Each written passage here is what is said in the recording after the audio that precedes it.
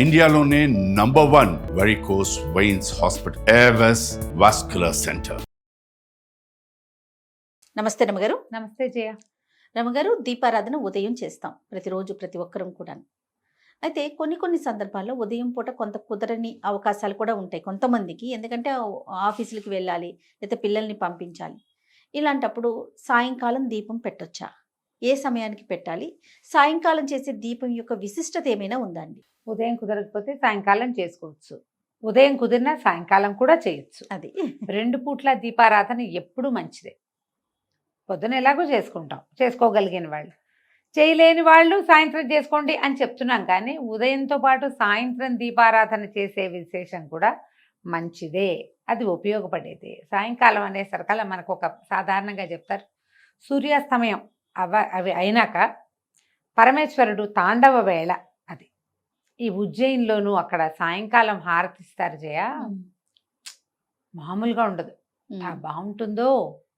కాళిదాసు రాసిన మేఘ సందేశంలో సాయంత్రం పూట ఆయన తాండవం చేస్తాడని, ఈ ప్రమదగణాలని తప్పెట్లు కాహళధ్వనులు చేస్తున్నారని రాస్తారు. సాయంత్రం సుప్రసన్నుడుగా ఉంటాడు పరమేశ్వరుడు. ఆయన అర్ధనారీశ్వర స్వరూపంలో నాట్యం చేస్తాడు. ఇప్పుడు మనకేంటి, శివుడు మోక్షకారకుడు, ఐశ్వర్యకారకుడు కూడా. లయకారుడైనటువంటి పరమేశ్వరుని స్వాధీనం చేసుకోవాలి అంటే, ప్రసన్నుని చేసుకోవాలంటే సాయంత్రం ఆరాధన చాలా మంచిది. శివార్చన ఎప్పుడూ సాయంకాలమే చెప్తారు. దీంతో పాటు ప్రదోషకాలార్చన అనేది ఒక ప్రత్యేకమైన విధానం ఉంటుంది. ప్రదోషకాలంలో దీపం అంటారు. ప్రదోషకాలంలో దీపం. సాధారణంగా ప్రదోషం అంటే ప్రతి సూర్యాస్తమయం, ప్రతిరోజు సూర్యాస్తమయానికి ముందు వెనకల సమయాల్ని ప్రదోషకాలం అనే చెప్తారు ప్రతిరోజు. ఇందులో విశేషమైన కాలాలు ఏమున్నాయి అంటే, పౌర్ణమికి ముందు వచ్చే త్రయోదశి, అమావాస్య ముందు వచ్చే త్రయోదశి, ఈ 2 విశేషం. వీటిని ప్రత్యేకంగా ప్రదోషకాలము అని చెప్తారు. ఆ సమయంలో నందీశ్వరుడికి అభిషేకం చేయటము, ప్రత్యేకంగా శివాభిషేకం చేసుకోవటము చాలా విశేషంగా చెప్తారు. ఈ నందీశ్వర అభిషేకం చేస్తే ఏం జరిగిందో మనకి తెలియని పాపాలు కొన్ని ఉంటాయి చూడు, అవి పోతాయి. ఏదో జరిగింది మన వల్ల, అదేదో మనకి తెలియదు, ఏదో మనని పట్టి పీడిస్తూ ఉంటుంది. దేనివల్ల మనకి సమస్యలు వస్తున్నాయో అర్థం కానిదా సమస్యల నుంచి బయటపడాలంటే ప్రదోషకాలంలో ఈశ్వరాభిషేకం కానీ నందీశ్వరాభిషేకం కానీ విశేషంగా చెప్పబడతాయి. చాలా గొప్పవి అవి, చాలా అద్భుతమైన ప్రయోజనాన్ని ఇస్తాయి. మన జీవితంలో పెనుమార్పుకి కారణం అవుతుంది ఆ అర్చన. అంత విశేషమైంది ప్రదోషకాలం, అంత గొప్పది. ఇప్పుడు నిత్యము ప్రదోషం అంటే సూర్యాస్తమయం వెళ్ళాక 1 గంట, గంటన్నర పాట భేదాలు ఉన్నాయి. కొంతమంది ½ అన్ అవరే అంటారు, కొంతమంది 2.5 గంటలు అంటారు. ఏదైనా సరే సూర్యాస్తమయం అయ్యాక దీపారాధన చేసుకోండి. మరి 8, 9 చేసేయద్దు, 7 గంటల లోపల చేసుకోండి.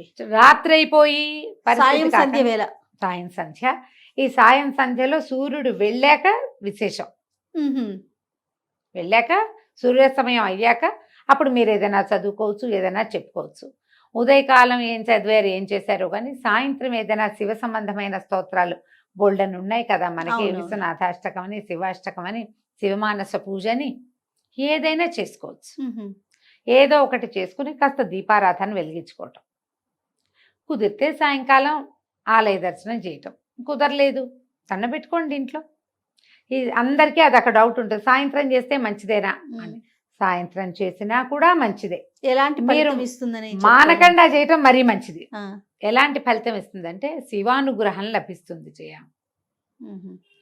సాయంకాల దీపారాధన వల్ల మనకి లభించేది శివానుగ్రహమే. సమస్యల నుంచి బయటపడతాం. ఈ రోజువారీ మన జీవితం ఒక ప్రెషర్ఫుల్గా నడుస్తూ ఉంటుంది కదా, దాంట్లో నుంచి ఒక సొలేస్ లభిస్తుందని భావిస్తాను జయ. నా మటుకు నేను సాయంత్రం దీపం పెట్టగానే పొద్దుటి చిక్కంతా తీసేసినట్టు అనిపిస్తుంది నాకు. ఏవో మాట్లాడతాం వాళ్ళతో వీళ్ళతో, ఎవరెవరినో కలుస్తాం, ఏమిటో అనుకుంటాం, బోళ్ళని ప్లాన్ చేస్తాం, అవన్నీ అవ్వవు, అన్నీ కుప్పగొలిపోతాయి ప్లాన్లన్నీ. ఒకసారి బోధో వస్తుంది అనుకుంటే ఏమీ రాదు, ఎవరో వస్తారనుకుంటే రారు, అనవసరంగా మనం వెళ్ళామనిపిస్తుంది. ఏవో ఉంటాయి. ఇవన్నిటికీ ఆ దీపం పెట్టి కాస్త అగరత్తు వెలిగించి, ఒకట పంచాపచారాలు సాయంకాలం పెద్ద పువ్వులు గివ్వులు పెట్టరు ఎవరు, పొద్దున్న చేయని వాళ్ళు పెట్టుకుంటారనుకో. ఆ ధూపం కాస్త ఇంట్లో అట్లా చూపించామంటే హాయిగా ఉందిరా, ప్రశాంతంగా ఉంది, ఈ పూట చిక్కు వదిలిపోయింది అనిపిస్తుంది. అది ఫీల్ అవ్వాలి. నా జీవితంలో ఏం మార్పు లేదండి అంటుంటారు కొంతమంది, వింటారు నాకు చెప్తుంటారు. మీరు చెప్పారు కదా 11 days నేను రోజు దీపం పెట్టాను, నా జీవితంలో ఏం మార్పు లేదండి. దీపం పెట్టడమే మార్పు. కరెక్ట్ అండి. ప్రతిరోజు మీరు 6:30-7 గంటలకి చకచకా స్నానం చేసేసి ఇల్లు బాకిలి ఏదో ఒక మాదిరిగా అయినా తుడుచుకుని, పొద్దున్న తోమినంత తోమకుండా కొద్దిగా ఒక మాదిరి వాకిలి సంధ్య వాకిలి జిమ్ముకుని, ఓ చెంబు నీళ్ళు పోసుకుని, కొంచెం ఫ్రెష్ బట్టలు కట్టుకుని, ఒక దేవుడి దగ్గర కూర్చుని 10 నిమిషాలు ప్రశాంతంగా ఉన్నావంటే ఏమిటి అదే నాంది, ఏమిటి ఇంకేం కావాలి నీకు? అంతే కదా. ఆకాశం ఊడి పడాలి, ఎప్పుడు పడుతుంది దానికి సమయం వచ్చినప్పుడు.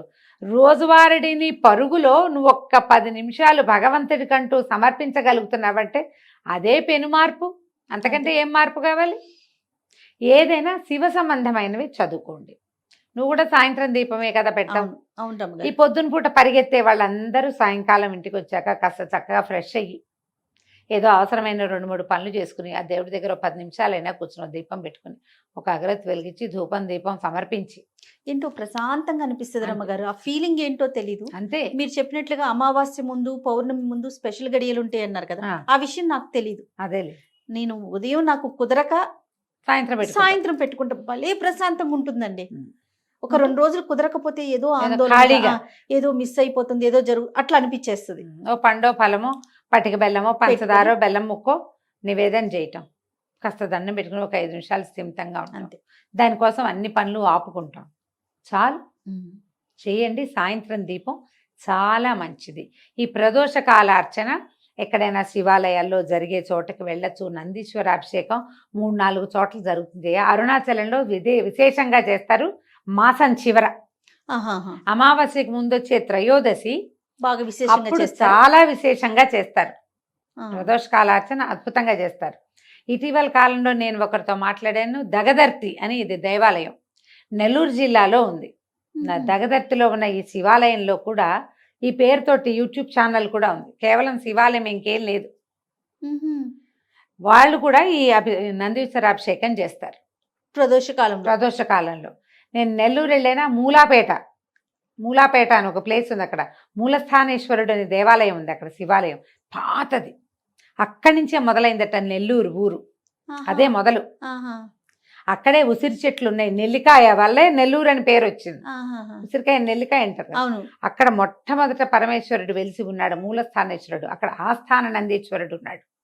వాళ్ళు కూడా ప్రదోషకాల అర్చన చేస్తారు. కొన్ని దేవాలయాల్లో విశేషంగా కనపడుతుంది. మీ సమీపంలో ఎక్కడైనా ఉంటే ప్రదోష కాల అర్చన చేయించుకోండి. ఈ అరుణాచలంలో దగదర్తిలో వీటన్ని చోట్ల కూడా మనం బుక్ చేసి పెట్టుకోవచ్చు. గోత్రనామాలు పంపిస్తే అర్చన చేస్తారు. అవకాశం ఉన్నప్పుడు ఒకసారి వెళ్ళి దగ్గరుండి ఆ నందీశ్వరుడికి చేసే అభిషేకాన్ని చూడొచ్చు కంటితోటి. ఇది విశేషమైనది. నువ్వు ఎందుకు అడిగావో సాయంకాల దీపంని, దాంట్లో మనం ప్రదోష కాలాన్ని కూడా కలుపుతున్నాం. అవునండి. ఇప్పుడు మీరు సాయంత్రం పెట్టే దీపాన్ని ప్రదోష దీపం అనొచ్చు. మీరు రోజు పెడతారు, ఆటోమేటిక్ గా త్రయోదశులు 2 కవర్ అయిపోతాయి. అవును కదా, తెలియకుండానే ఆ రోజులు కవర్ అయిపోతాయి. ఏదైనా మానేసే పరిస్థితి, మీరు బయటకు వెళ్ళే పరిస్థితి ఉంటే ఈ డేట్ చూసుకోండి. ఓకే, అమావాస్యకి ముందు పౌర్ణమికి ముందు రమ్మగారు.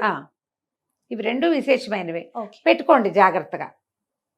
శివ సంబంధమైనది ఏ స్తోత్రం మీరు చదువుకున్నా కూడా మీకు అద్భుత ఫలితం. అంటే జయ, బ్రహ్మాండం ఊడిపడదు. అంతే కదండి. 2 పాయింట్లు ఉంటాయి వీటిలలో ఎప్పుడు కూడా.